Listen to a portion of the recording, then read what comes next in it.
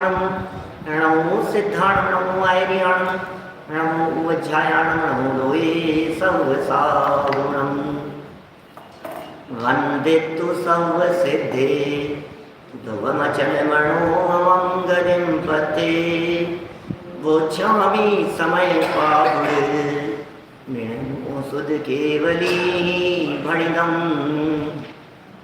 नमः समय साराय स्वानुभूत्या चकासते चित्स्वभावाय भावाय सर्वभावान्तरचिदे जिन स्वानुभूति से किरी मम स्वानुभूति मदिगिरी श्री विमल धारा जैन श्रुत आनंद अमृत से भरी समता प्रभावती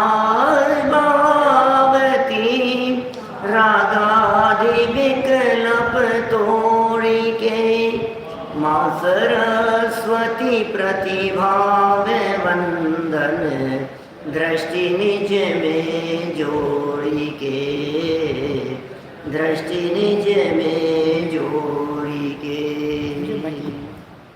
ग्रंथराज समय सार जी यहाँ विराजमान है। आचार्य कुंद कुंद स्वामी की यह दिव्य देशना अनुपम रचना मुझे मेरा परिचय करा देने वाली बड़े आश्चर्य की बात है कि अनादि काल से मुझे मेरा ही परिचय नहीं है। बड़े आश्चर्य की बात है कि मैं अपने आप को ही नहीं जानता। सबको जानने का दावा करने वाला ये जीव अपने आप को नहीं जान पा रहा है। इससे बड़े आश्चर्य की क्या बात हो सकती है। अपने आप का ही परिचय नहीं है और ये ग्रंथ मुझे मेरा परिचय करा देने वाला है। ये ग्रंथ मुझे अपने निज चैतन्य स्वरूप को बता देने वाला कुछ अपूर्व अद्भुत ग्रंथ है। इस ग्रंथाधिराज समय सार के कर्ता कर्म अधिकार की 73वीं गाथा चल रही है। इस 73वीं गाथा में जीव के पारमार्थिक स्वरूप को बतलाया है, असली स्वरूप को बतलाया है, मुझे मेरे स्वरूप को बतलाया है। मैं कौन हूँ, ये दिखने वाला नहीं, दिखने वाला हूँ कि देखने वाला हूँ। पहचानो अपने आप को, पहचानो मैं कौन हूँ। उसकी पहचान के लिए एक एक विशेषण दिए हैं। अनादिकालीन भव ताप मिट जावे, ये ऐसी चर्चा है। भव भ्रमण मिट जावे, भव ताप मिट जावे, संसार के समस्त दुखों का अंत आ जावे। अनादिकालीन मिथ्या भ्रांति मिथ्या मान्यता क्षण मात्र में टूट जावे, ये ऐसी चर्चाएं हैं। बातें बहुत गंभीर हैं, विचारणीय हैं, चिंतन करने योग्य है, चिंतन मनन मंथन करने योग्य है। विचार कीजिए इन पंक्तियों के संदर्भ में। गाथा और गाथा का पद्यानुवाद पढ़ के आगे बढ़ेंगे हम लोग। याद भी हो जानी चाहिए ये सब गाथाएं। एहमे को खलु शुद्धो, जितने लोग बैठे हैं उस हिसाब से आवाज आती नहीं है। एहमे को खलु शुद्धो निम्मम ओणाण दंसण समगो,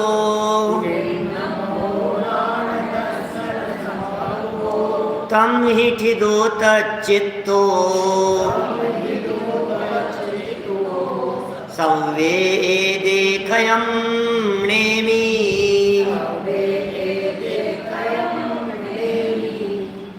एहमे को खलु शुद्धो निम्मम ओणाण दंसण समगो, तम ही ठिदो तच्चित्तो सव्वे देखयं नेमि। मैं एक हूँ, मैं शुद्ध हूँ, ज्ञान दर्शन पूर्ण हूँ।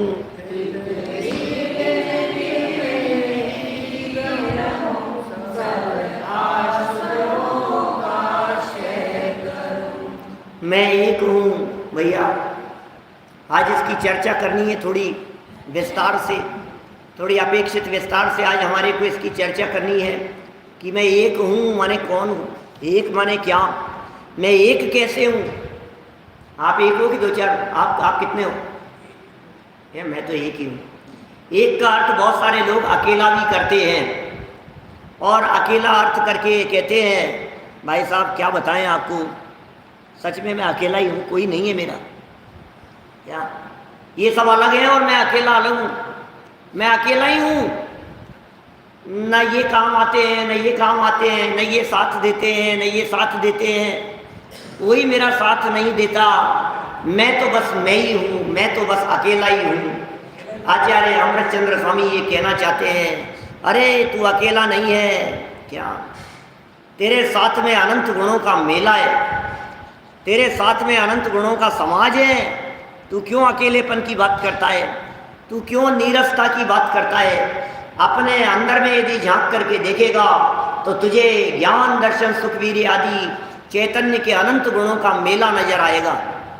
ऐसा है, ये एक कह करके बड़े अद्भुत विशेषण दे रहे हैं, ये एक कह करके कुछ विशेष बातें यहाँ कह रहे हैं। देखिए इस गाथा में आत्म सारे जनागम का सार भर दिया गया है, और इस गाथा में अनुभव की प्रक्रिया भी बतला दी गई है। आत्मा का अनुभव कैसे होता है, आत्मा का अनुभव कैसे किया जा सकता है, आत्मा के अनुभव की विधि क्या है, आत्मा के अनुभव की प्रक्रिया क्या है, किस विधि से आत्मा का अनुभव हो सकता है, किस विधि से मैं अपने आप को जान सकता हूँ, मैं अपने आप को पहचान सकता हूँ, मैं अपने आप का अनुभव कर सकता हूँ। वो कौन सी विधि है जिस विधि से मेरे दुखों का अंत हो सकता है? वो क्या प्रक्रिया है जिस प्रक्रिया से मैं आश्रम भावों से निवृत्त हो सकता हूँ? क्या प्रक्रिया है, क्या विधि है? वो आश्रमों से निवृत्त होने की विधि क्या है, उस विधि के बारे में बतलाते हैं। एक शब्द की व्याख्या में बहुत सुंदर शब्दावली का प्रयोग किया था, मैं उस शब्दावली की तरफ आप लोगों को ले चलना चाहता हूँ। पेज नंबर 144, 144, 144 नंबर पेज देखिए। आचार्य अमृतचंद्र इस गाथा का अर्थ आत्मख्याति में इस प्रकार करते हैं, मैं सारे दुनिया भर में मैं का ही सवाल है। मैं चारों तरफ एक ही आवाज आती है, मैं। तुम जानते हो मैंने ऐसा किया, मैं ऐसा हूँ, मैं ऐसा हूँ। इस व्यक्ति को अपने बारे में सुनने में जितना इंटरेस्ट आता है उतना दूसरों की बातें सुनने में इंटरेस्ट नहीं आता। ये स्वरूप है। बोले मैं कौन हूँ? बोले तुम्हारा परिचय दे रहे हैं, अभी तुम्हारा बायोडेटा बतलाएंगे, तुम कौन हो, नाम क्या है, काम क्या है, पता क्या है, रहते कहाँ हो, उम्र कितनी है, सब बताएंगे। अभी आप तलाश रहे हैं इनमें, हैं किताब में तलाश रहे हैं, इसमें कहाँ लिखा है, इसके अंदर है मेरी उम्र कितनी है, इसमें कैसे लिखा हुआ होगा? नहीं पता आपको? अरे भाई साहब ये बड़ी गजब की बात है, ये अनोखी बातें हैं, नहीं समझ पाएंगे आप इन बातों को। हम बचपन में पूछा गया एक प्रश्न पूछता हूँ यहाँ से। कल्पना कीजिए आप एक एरोप्लेन के पायलट हैं, और वहाँ वो पायलट जब गाड़ी उड़ाता है एरोप्लेन को, तो वो जयपुर से उड़ता है, एरोप्लेन जयपुर से उड़ा, और जयपुर से उड़ करके बम्बई उसने सफ़र तय किया 1.5 घंटे में, और 1.5 घंटे में सफ़र तय करने के बाद वो वहाँ बम्बई करीब 3 घंटे रुका, और 3 घंटे रुकने के बाद में वो वहाँ से एरोप्लेन हैदराबाद के लिए गया, और हैदराबाद की उसने दूरी तय की करीब पौन घंटे में। पौन घंटे में हैदराबाद पहुँचने के बाद में वो वहाँ 4 घंटे रुका, और 4 घंटे रुक करके वहाँ से वो फिर फ्लाई किया, और फ्लाई करके, प्रश्न पूछूंगा, फ्लाई करके वो 3 घंटे में जयपुर आ गया। क्या प्रश्न ये है हमारा कि ये जो है ड्राइवर की उम्र क्या? हाँ, और क्या उसके ड्राइवर की उम्र क्या है, पायलट की उम्र क्या भैया? अरे यार दोबारा बताओ, पूरा प्रश्न सब लिख नोट करने पड़ेंगे। कितनी देर कहाँ रुका है, कितनी देर कैसे क्या क्या हुआ है, क्या उम्र होगी पायलट की? हमें लगता है कि ये तो बहुत कठिन है, तो कैसे कैलकुलेट करेंगे उसको? कितनी है साहब? अपनी उम्र बताता हूँ। कितनी उम्र होगी? जितनी आपकी उम्र है। कितनी उम्र है मास्टर साहब बतलाओ, पायलट की कितनी उम्र है? अरे इतना विकल्प क्यों आ रहा है? क्या वे कैसी बात कर रहे हो? पायलट की उम्र कैसे निकालेंगे? पायलट की उम्र कैसे निकालेंगे? अरे कितना इजी है, पहले वाक्य की तरफ ध्यान नहीं दिया। आप एक पायलट हैं। पहला वाक्य क्या था? मान लीजिए आप एरोप्लेन चलाते हैं, आप पायलट हैं और आप यहां से वहां उड़ा रहे हैं, संजय जी साहब। अब दुनिया भर की कैलकुलेट, अब ये सोचता है, एक मिनट प्रश्न लिख दिया, वो ये सोचता है यहाँ से 3 घंटे, 3 फिर 2, फिर 2 के बाद में इसको इससे गुना करेंगे, ऐसे करेंगे, कैसे उसकी उम्र निकलेगी? मैं निकाल करके उसको गुणा भाग करके निकाल दिया। अरे नहीं जनाब, जितनी आपकी उम्र है उतना। ऐसे ही हमने ये पूछा कि यहाँ आपकी उम्र बतलाने वाले हैं। अब ये लग गया कैलकुलेशन में कि यार मेरी उम्र इन लाइनों में कहाँ मिलेगी, मेरी उम्र लाइनों के अंदर कहाँ मिल रही है? तो फिर यहाँ ये कह रहे हैं कि तुम आत्मा हो और आत्मा के स्थायित्व और स्थिति को यहाँ बतला रहे हैं कि ये आत्म तत्व अनादि अनंत है। यदि अनादि अनंत आत्मा का काल है और तुम आत्मा हो तो अनादि अनंत का तुम्हारा काल है, तुम्हारी उम्र है। ख्याल में आ रही है क्या बात?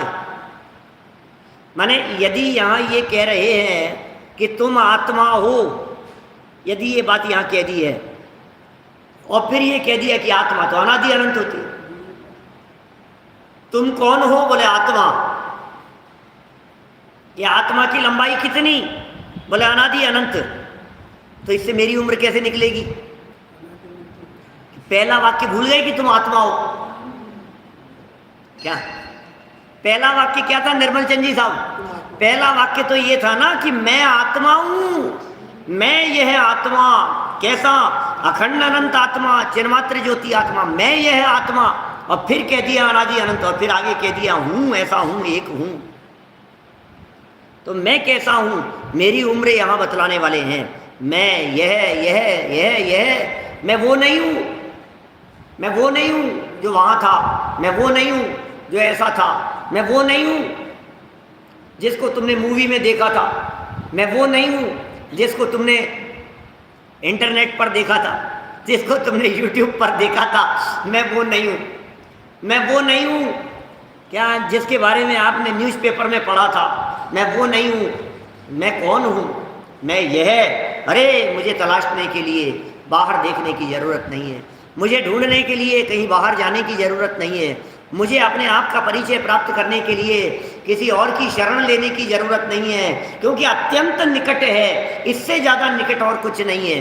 अरे ये माइक भी दूर है, ये माइक भी दूर है, ये हाथ भी दूर है, आंखों पर चढ़ा हुआ चश्मा भी मुझसे दूर है, इतना दूर भी नहीं। जो तू देखे इन आँखों सो सब तुझसे दूर रे।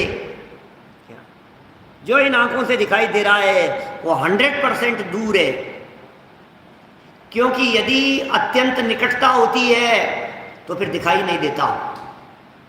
आंखों का ऐसा ही स्वरूप है, आंखों से चीज दूर होती है तो दिखती है, आंखों के ज्यादा पास में चले जाती है तो दिखाई नहीं देती। बोलो यदि मैं आपसे ये पूछता हूं ये कितने हैं? बोलो 3। ऐसे उठाओ उंगलियां, कितने हैं? 3। अब बताओ कितने हैं? और पास में लाओ, अब बताओ कितने हैं? क्या पता ये क्या हुआ? इतना पास में। अभी कह रहे हैं इतना पास में है, इतना पास में है कि तुझे आंख खोल करके देखने की जरूरत नहीं है, आंखें बंद करके देख, तुझे अपना स्वरूप दिखाई देगा। क्या?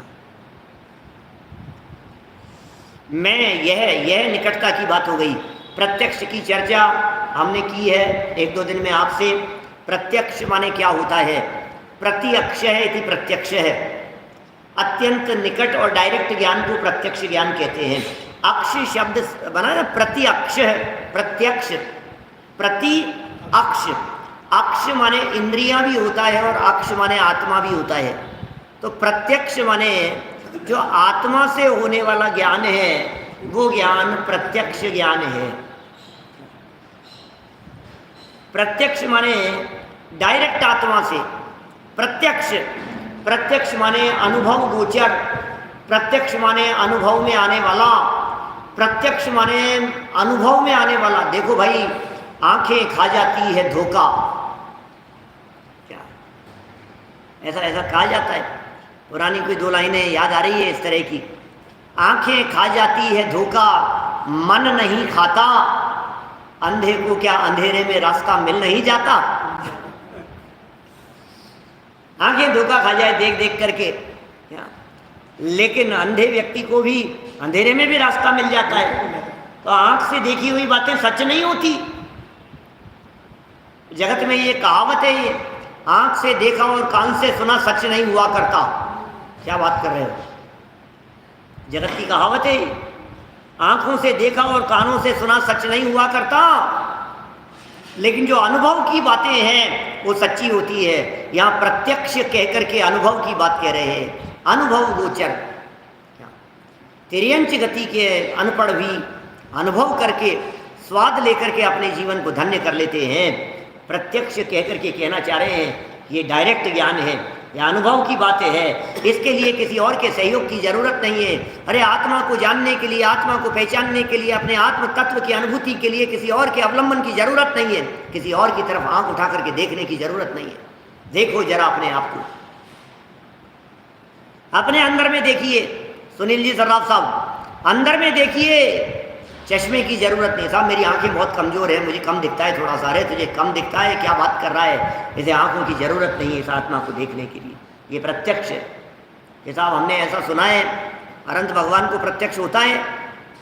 नवीन जी साहब सिंगोली वाले, हमें ऐसा लगता है कि ये प्रत्यक्ष तो केवल ज्ञानियों को होगा, अनंत भगवान को होगा। उनका ज्ञान प्रत्यक्ष है, उनका ज्ञान सकल प्रत्यक्ष है। अरे भाई, ये सकल प्रत्यक्ष की चर्चा नहीं है, ये तो प्रदेश प्रत्यक्ष की बात है। प्रदेश प्रत्यक्ष की बात नहीं है, सॉरी, ये तो अनुभव प्रत्यक्ष की बात है। अनुभव प्रत्यक्ष की बात है। अनुभव में आ रहा है, अनुभव में आ रहा है या नहीं।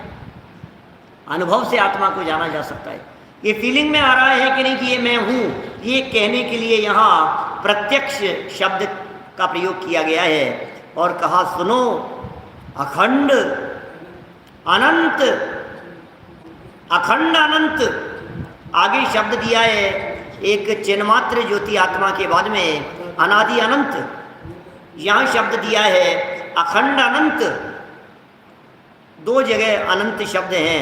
यहाँ अखंड अनंत के बीच में यदि मैं विशेष अर्थ निकालने की दृष्टि से बात करूं तो अखंड और अनंत के बीच में कॉमा नहीं हो करके यदि डैश लगा दिया जाए छोटा सा, जैसा अनादि अनंत के बीच में लगा हुआ है, समझना क्या क्या अर्थ होगा। एक हो गया अखंड अनंत और दूसरा हो गया अनादि अनंत। ये व्याख्या कर रहे हैं एक की, अखंड अनंत और अनादि अनंत। जब अनंत के पहले अनादि शब्द का प्रयोग किया जावे तो वो कालवाची हो जाता है, और जब अनंत के पहले अखंड शब्द का प्रयोग किया जावे तो वो भाववाची हो जाता है। समझ में नहीं आ रही है? समझ में नहीं आ रही ना? आएगी, समझ में आएगी। उपयोग को लगा करके समझना, थोड़ा एकाग्र करके समझना। ये कह रहे हैं अनादि अनंत और अखंड अनंत। अनादि अनंत ये कालवाचक शब्द है, काल को बताता है अनादि अनंत। और अखंड अनंत ये काल को नहीं बतलाता है, ये क्वांटिटी को बतलाता है, ये भाव को बतलाता है। अनंत है भैया। अरे आप एक कह रहे हो, अभी समझाता हूँ और समझाता हूँ। बोलो, अभी कह रहे हैं कि आप एक हो, आप एक हो, कि मैं एक ही हूँ बस। अरे तू क्या चिंता कर रहा है, एक नहीं, तू तो अनंत गुणों वाला है। इसको क्या समझाया, तू अनंत गुणों वाला है, तुझ में अनंत शक्तियाँ हैं, तुझ में अनंत स्वभाव हैं, तुझ में अनंत गुण धर्म भरे हुए हैं, अनंत शक्ति संपन्न, अनंत वैभव संपन्न है। अच्छा अनंत है। बोले सुनो सुनो सुनो सुनो सुनो, अनंत वैभव संपन्न होने पर भी अनंत नहीं है, अनंत का अखंड है। क्या कहा? जैसे दानों का लड्डू होता है ना, दानों का लड्डू, कितने दाने हैं भाई साहब? कितने दाने हैं? 100, 200, 500 दाने हैं मान लो। एक लड्डू में 500 दाने हैं। तो 500 दानव होने पर भी वो 500 नहीं है, वो मिलकर के अभेद अखंड एक है, संगठन है उसका। ऐसे ही कहना चाह रहे हैं यहाँ अनंत होकर के भी तुम अखंड हो। यहाँ अखंड शब्द के साथ में जो अनंत शब्द का प्रयोग किया, मैं ऐसा भी कह सकता हूँ, और दूसरे प्रकार से यदि चूंकि इसके बीच में लगा है कॉमा, तो मैं ये कह सकता हूँ असंख्यात प्रदेशों का अखंड और अनंत गुणों से अनंत। अखंडता प्रदेशों का संगठन दिखाने के लिए और अनंतता गुणों का संगठन दिखाने के लिए, और अखंड अनंत प्रदेशों और गुणों की दोनों की अखंडता को बतलाने के लिए। नहीं आई समझ में? आ रही है? थोड़ी थोड़ी आ रही है। क्या कह रहे हैं ये कह रहे हैं अखंड और अनंत, दो शब्द दिए ना, मैं की चर्चा कर रहे हैं। देखो पहला शब्द देखिए जरा, पहले पूरा वाक्य देखिए, सूत्र याद हुआ होगा, कई दिन से याद करने के लिए कह रहा हूँ, आज तीसरा दिन है शायद याद करने के लिए कहते हुए, तीसरा दिन आज। मैं यह प्रत्यक्ष, मैंने कहा थोड़ी ना रिपीट करने के लिए, मैं यह प्रत्यक्ष, नहीं बोलना है क्या किसी को भी? नींद तो नहीं आ रही है? मैं यह प्रत्यक्ष अखंड अनंत चिन्मात्र ज्योति आत्मा अनादि अनंत नित्य उदय रूप विज्ञान घन स्वभाव भाव वाला होने से एक हूँ। मास्टर साहब याद करके आए ना, आपने कही थी कल याद करके आऊंगा। बोलिए। मैं यह तो बहुत इंपॉर्टेंट है। हाँ हाँ हाँ हाँ, वाह बहुत बढ़िया, तालियां हो गया, बहुत बढ़िया। और किसको याद हुआ है? तुम्हें भी याद हो गया, आपको भी याद हो गया, आपको हो गया, आपको हो गया, आपको हो गया। चलो ठीक है, ठीक है, चलो बढ़िया। और करना, इसको पक्का करना जिग्नेश भाई, ये मंत्र और इस माला का जाप करना है रोजाना। सुखी होने के लिए इस माला का जाप करना है। ये कह रहे हैं मैं यह प्रत्यक्ष, अभी देखो मैं से शुरू हुआ और खत्म कहाँ हुआ? एक हूं, तो मैं से शुरू हुआ और हूं पर खत्म हुआ, तो प्रश्न हुआ कि मैं कौन हूं? उसका जवाब आएगा ना इसमें, मैं हूं क्या? मैं और फिर कह दिया हूं, तो मैं हूं, बोले कैसा हूं? अब इसमें वाक्य बनाओ, मैं प्रत्यक्ष हूं, मैं यह हूं, मैं प्रत्यक्ष हूं, मैं अखंड हूं, मैं अनंत हूं, मैं चिन्मात्र ज्योति हूं, मैं आत्मा हूं, मैं अनादि अनंत हूं, मैं नित्य उदय रूप हूं, मैं विज्ञान घन स्वभाव भाव वाला हूं, इसलिए मैं एक हूं। मैं हूं, यार मैं हूं का मतलब क्या है? अरे मैं हूं ना, अस्तित्व की स्वीकृति है भाई साहब। मैं हूं कह करके ये अस्तित्व की स्वीकृति है, ये सत्ता की स्वीकृति है। इसका मतलब मैं नहीं हूं ऐसा नहीं है।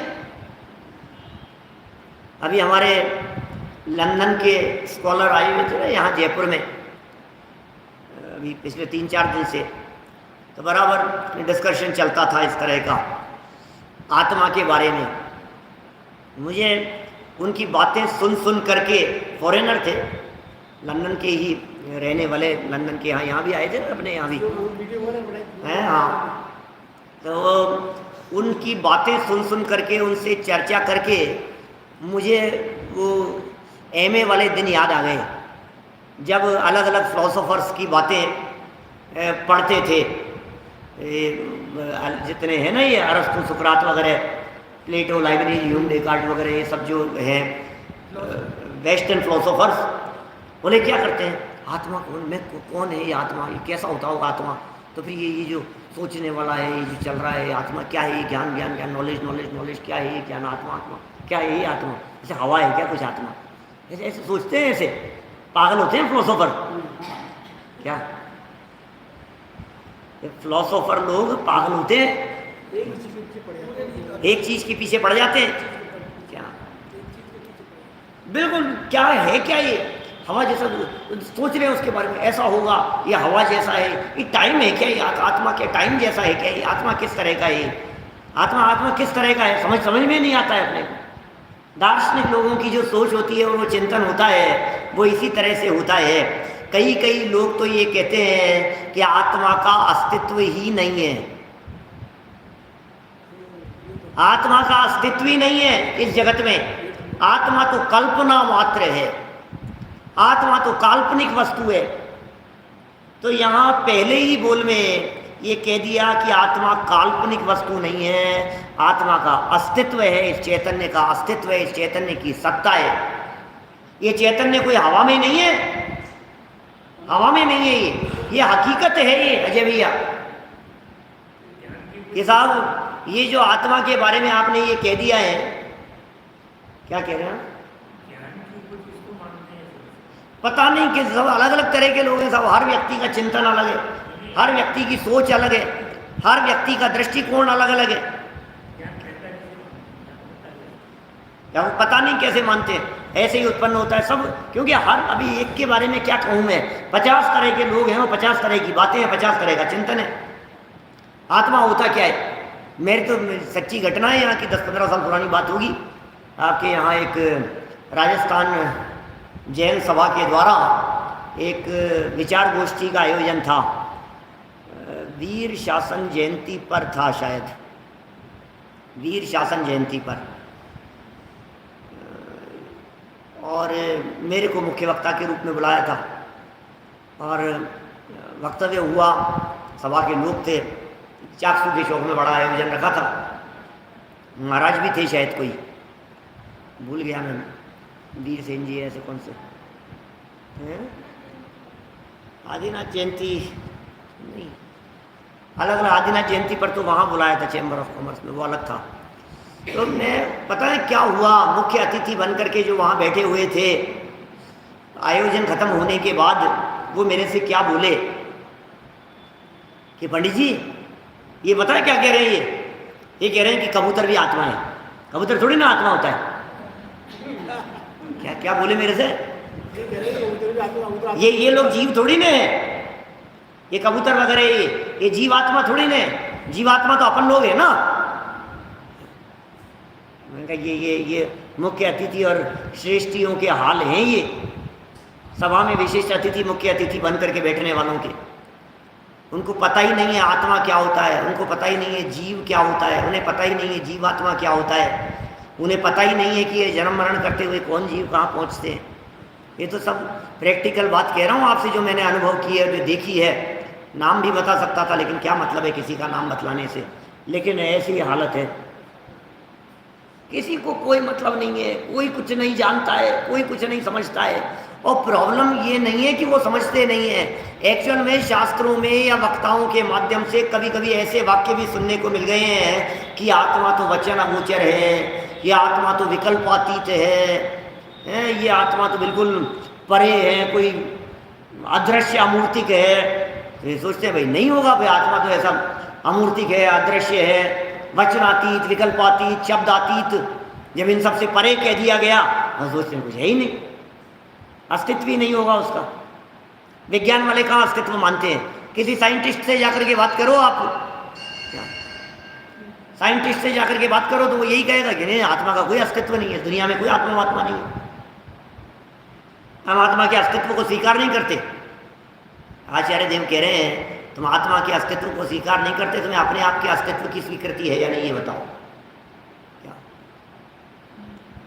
अपने आप के अस्तित्व की स्वीकृति है या नहीं है? मेरे अस्तित्व की स्वीकृति, मैं यहाँ हूं ना, मैं ये सत्ता सिद्ध हो रही है यहाँ। तो बोले हूं तो कैसा हूं? तो बोले अनंत हूं, अनंत गुण वाला हूं, ऐसा कहकर के अनंत कहा। लेकिन अनंत गुण वाला होकर के भी अनंत गुणों का अखंड पिंड हूं, माने खंड खंड नहीं हूं, इसके लिए अखंड शब्द का प्रयोग किया। मैं असंख्यात प्रदेशी हूं, लेकिन असंख्यात प्रदेशों में भेद को प्राप्त होने वाला नहीं हूं, मैं अखंड हूं। मैं चिन्ह मात्र, चैतन्य मात्र, ज्योति स्वरूप हूँ। ये चैतन्य ज्योति, ये चैतन्य का प्रकाश, चैतन्य रूप से दैदीप्यमान रहने वाला ऐसा चित्त चैतन्य ज्ञान मात्र में अनंत गुणों को शामिल किया है। ये चिन्मात्र ज्योति स्वरूप, जहाँ चेतना का प्रकाश दिखाई देता है, ऐसा आत्मा कोई और नहीं है, वो आत्मा मैं हूँ। अरे रे क्या बात बतलाएं आपको, अनादि अनंत है भाई साहब, हम अनादि अनंत है। मैं टेम्परेरी नहीं हूँ, मैं अभी था और अभी हूँ। यदि मैं अनादि अनंत हूँ तो इसका मतलब ये है कि मैं जन्मा हूँ। यदि मैं अनंत हूँ इसका मतलब है मेरा मरण नहीं होता। अनादि का मतलब क्या है? अजन्मा। अनंत का मतलब क्या है? इसका मरण नहीं होता। अनादि अनंत का मतलब क्या है? जन्म मरण से परे तत्व हूँ। जिसका जन्म नहीं हुआ है, जिसका मरण नहीं होता है। भाव भाषण की बात है, इन बातों का यदि भाव भाषण हो जावे तो इस जीव के दुख कहाँ रहे? सारे दुख पर्याय जनित दिखाई देते हैं। जितने भी दुख हैं भरत भाई दादर वाले, जितने भी दुख हैं ये सारे दुख टेम्परेरी हैं। जितनी तकलीफें, जितनी प्रॉब्लम्स हैं, जितनी परेशानियां हैं, ये सारी परेशानियां टेम्परेरी दिखाई है। बतलाओ आपको, आपका सर दर्द कब से है? आपका पेट दर्द कब से है? आपका घुटना दर्द कब से है? आपके कमर दर्द कब से है? आपके पारिवारिक प्रॉब्लम्स कब से हैं? आपके बिजनेस के अंदर ये आफत कब से आ गई है? जब से बिजनेस कर रहे हो, शुरू से ये जब से कर रहा हूँ तब से, कि जब नहीं करते थे तब भी तो थे। तो इसका मतलब शुरू तो हुआ है, ये कब तक रहेगी? क्या पता साहब, ये तो मरे छूटेगी, छूट जाएगी ना। मरे छूटेगी लेकिन छूट तो जाएगी। तुम वो हो नहीं छूटने वाले हो। माने ये जो शब्द दिए गए हैं, जिन शब्दों का यहाँ ये प्रयोग किया गया है, अनादि अनंत, ये जो शब्द का प्रयोग किया गया है, अनादि अनंतता में ये सारी तकलीफें बहुत शॉर्ट नजर आती है। उम्र बतलाइए यहाँ, नाम क्या है? आत्मा। काम क्या है? विज्ञान धन वाला मात्र जानना। क्षेत्र कौन सा है? बोले असंख्यात प्रदेशी अखंड। बोले संपत्ति कितनी है? कि अनंत, अनंत गुण वाला। काम क्या है? चिन्मात्र ज्योति आत्मा। उम्र कितनी है? कि अनादि अनंत। कि जिंदा है क्या? कि नित्य उदय रूप हूं, हमेशा जिंदा हूं। अरे क्या क्या शब्द दिए, कितने जबरदस्त पावरफुल शब्द है ना। जरा देखो क्या कह रहे हैं। क्या देखिए, चैतन्य में ज्ञान मात्र लिया है, ज्ञान के प्रकाश को लिया गया है, और अनंत में अनंत गुणों को लिया है। चिन्मात्र ज्योति में भी अनंत गुण गर्भित हो जाते हैं। इस चैतन्य शब्द की चर्चा में अनंत गुणों को गर्भित किया गया है सर्वत्र। यहाँ तो चेतना मात्र को लिया है, जागृति को यहाँ लिया गया है। कितने प्रश्नों के जवाब आ गए अपने आप के बारे में। रमेश बुरीचा जी साहब, मैं यह प्रत्यक्ष माने पकड़ में आने वाला हूँ। मैं यह प्रत्यक्ष कहकर के, अनुभव प्रत्यक्ष कहकर के ये कहना चाहते हैं कि तुम वो हो जिसे पकड़ा जा सकता है, तुम वो हो जिसे जाना जा सकता है, तुम वो हो जिसका अनुभव किया जा सकता है। तुम ऐसे नहीं हो जिसका अनुभव नहीं हो सकता। अरे साहब आत्मा तो अमूर्तिक है, उसे तो देखा ही नहीं जा सकता। अरे साहब आत्मा तो कैसा है, उसे पकड़ में कैसे आएगा? अमूर्तिक चीज कैसे पकड़ में आएगी? अदृश्य चीज कैसे देखेंगे? अदृश्य को देखने की कह रहे हो आप? अदृश्य को कैसे देखेंगे? यहाँ कितनी बातें कह दी है। द्रव्य क्षेत्र काल भाव बतला दिया है यहाँ। द्रव्य क्या है? आत्मा। क्षेत्र कैसा है? अखंड। काल कैसा है? कि अनादि अनंत। और भाव कैसा है? विज्ञान धन स्वभाव वाला, अनंत गुणों वाला ये भाव है। आत्मा का भी भाव है, आत्मा की भी लंबाई चौड़ाई मोटाई है, उसका अस्तित्व है।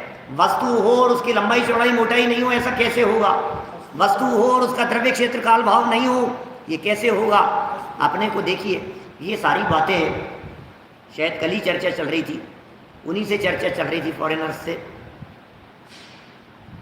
ध्यान में क्या करें? ध्यान में क्या करना है? क्या किया जाना चाहिए ध्यान में? तो बोले ध्यान में क्या करें, ये ध्यान का विषय है।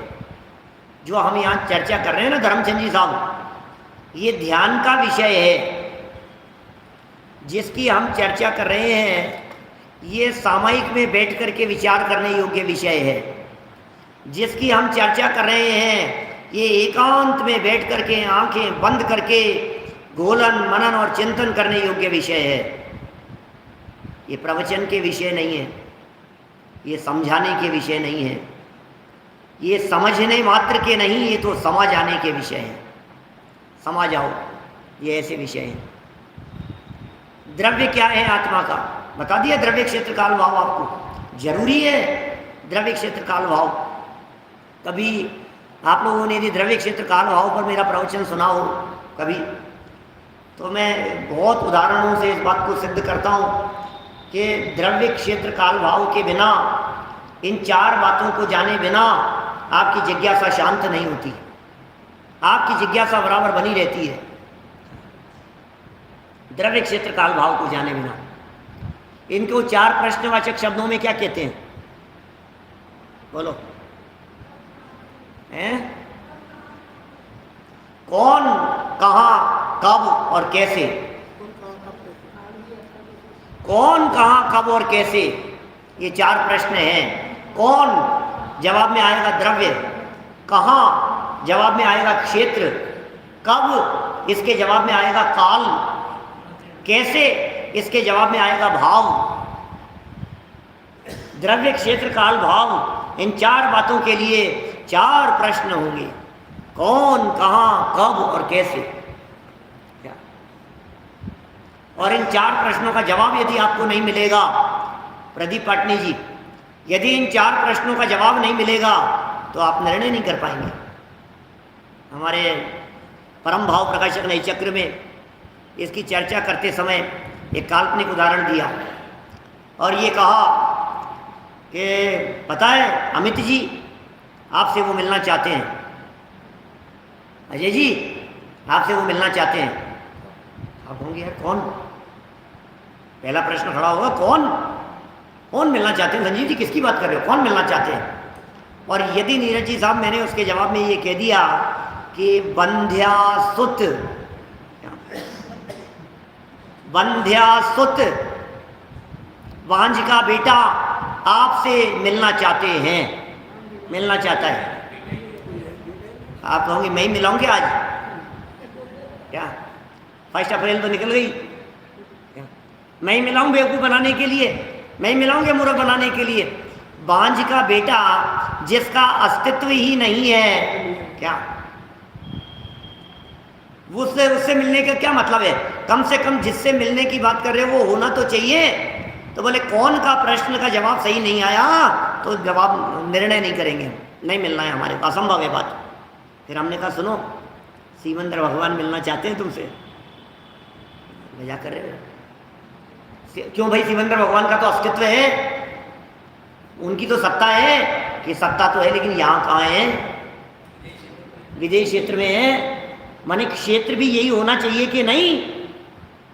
उस क्षेत्र वालों से कैसे मिलेंगे? पहले तो अस्तित्व होना जरूरी है। द्रव्य से बंध्यासुत का अस्तित्व नहीं है इसलिए मिल नहीं पाएंगे। क्षेत्र भी होना चाहिए। विदेश क्षेत्र वाले हमसे कहाँ मिलेंगे और हम विदेश क्षेत्र वालों के संपर्क में कैसे जाएंगे? बोले क्षेत्र से काम नहीं चलेगा। फिर तीसरा एग्जाम्पल दिया उन्होंने, तीसरी बात कही कि जिसका द्रव्य से अस्तित्व भी है और जो इस भरत क्षेत्र के भी हैं, ऐसे कुंद कुंदाचार्य देव आपसे मिलना चाहते हैं।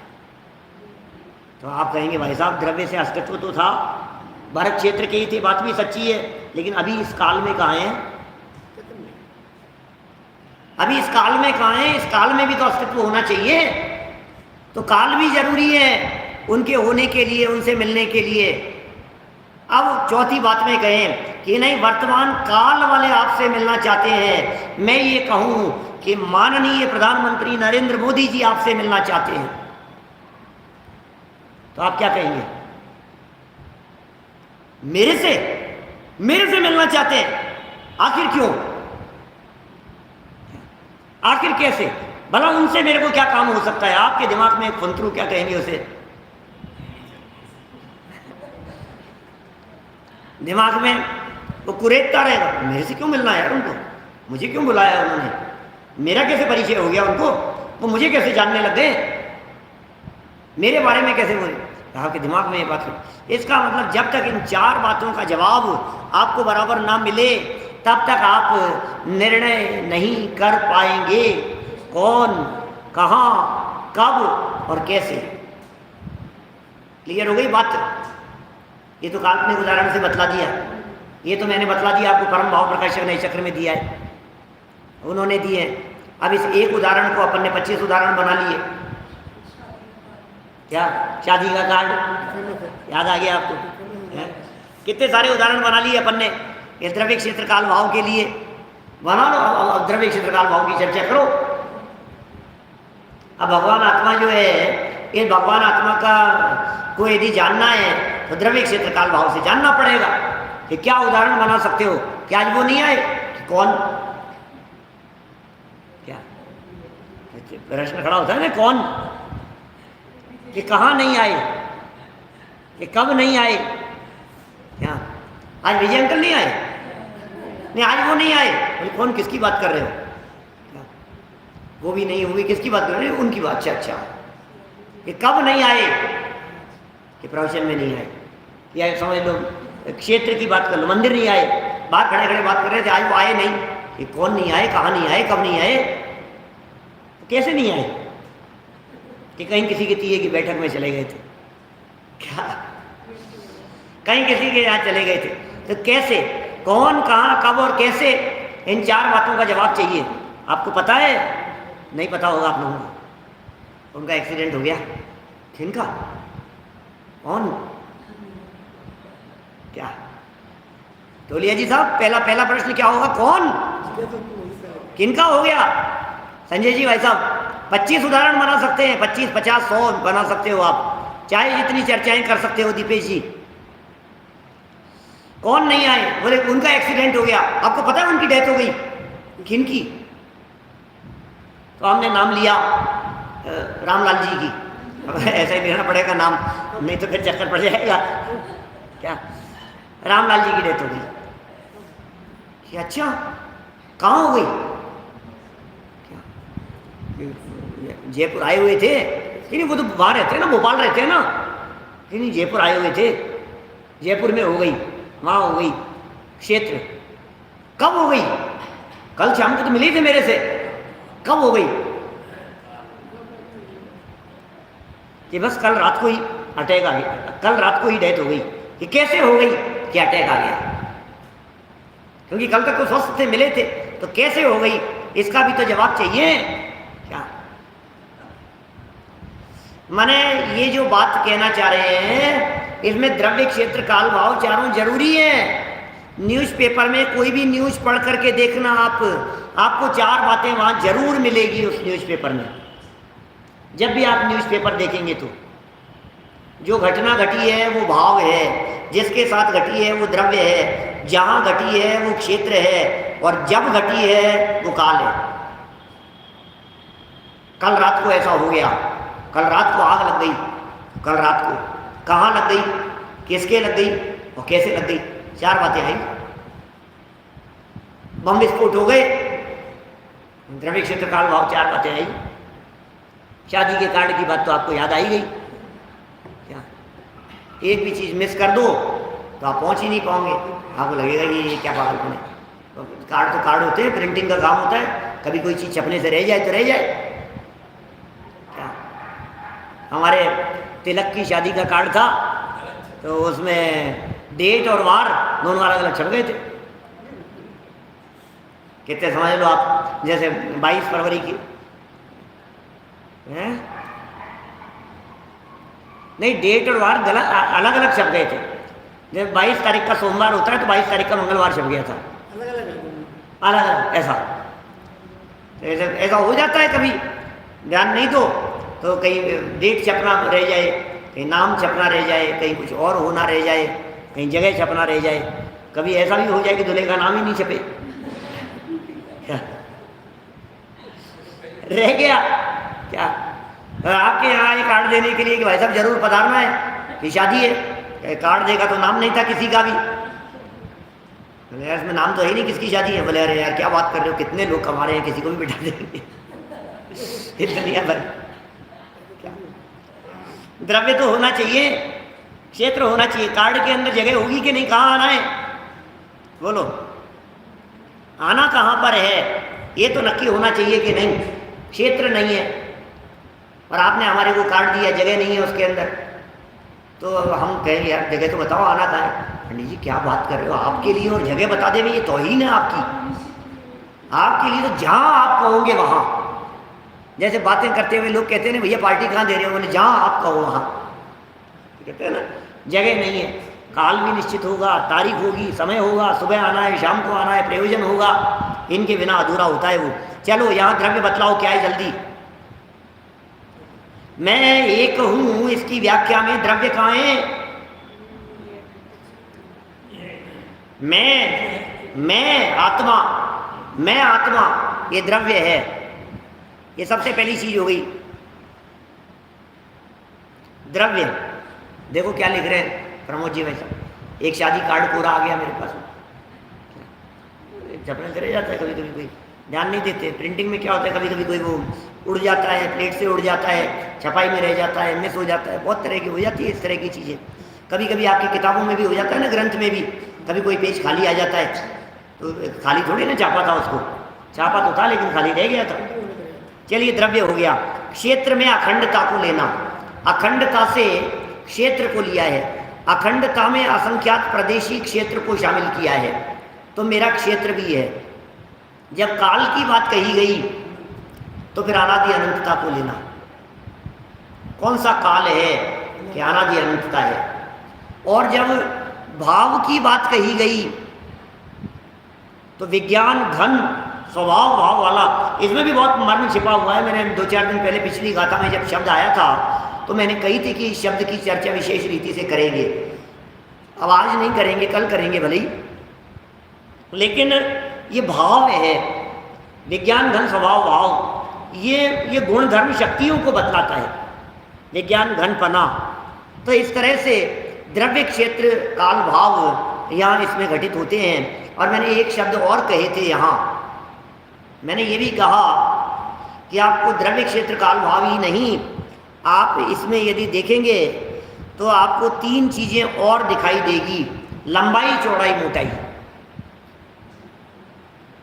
घन में लंबाई चौड़ाई मोटाई आती है, कल भी कर सकते हैं चर्चा, समय अपने पास में आज हो गया है।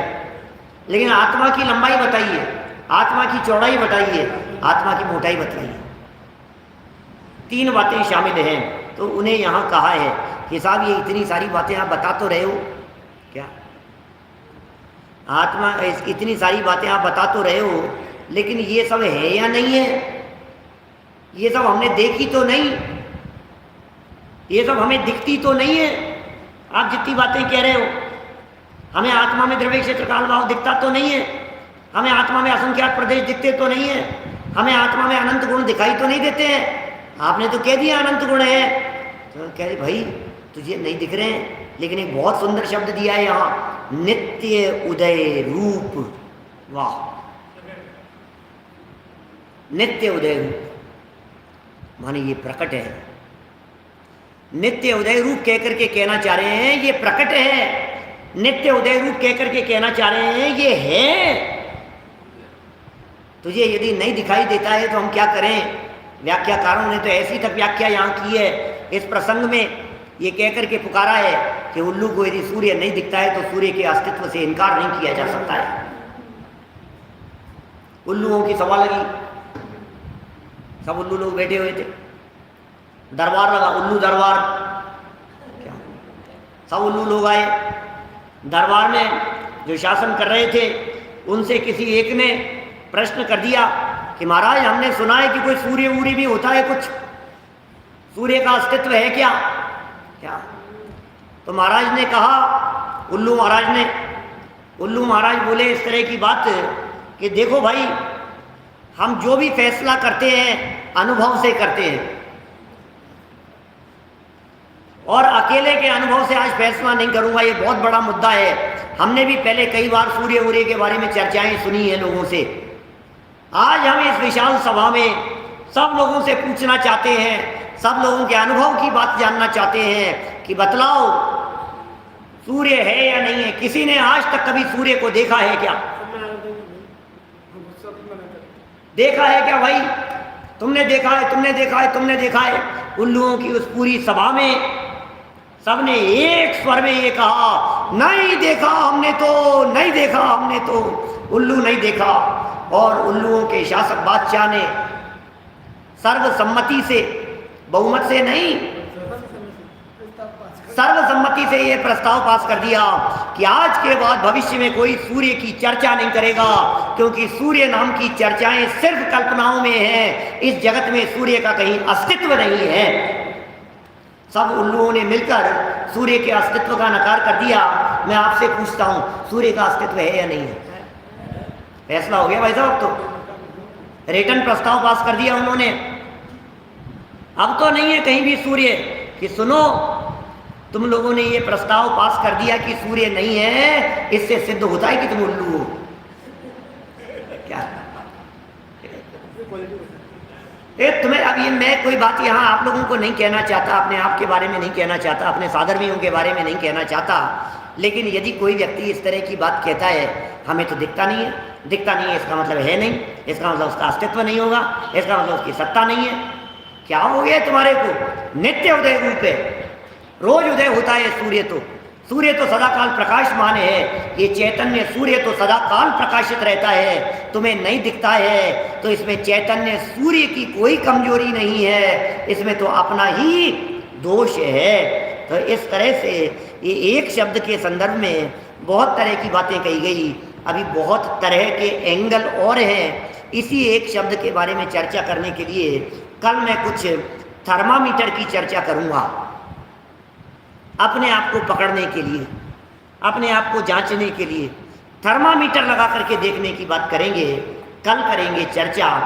2 थर्मामीटर यहाँ विशेष रीति से अपने आत्म तत्व को पकड़ने के लिए दिए गए हैं। वो कैसा स्वरूप है, उसका क्या रूप होगा, उसे यदि जानना हो तो कल मिलेंगे ठीक 9:20 पर भारतीय समय के अनुसार। अभी की बात को यहीं विराम।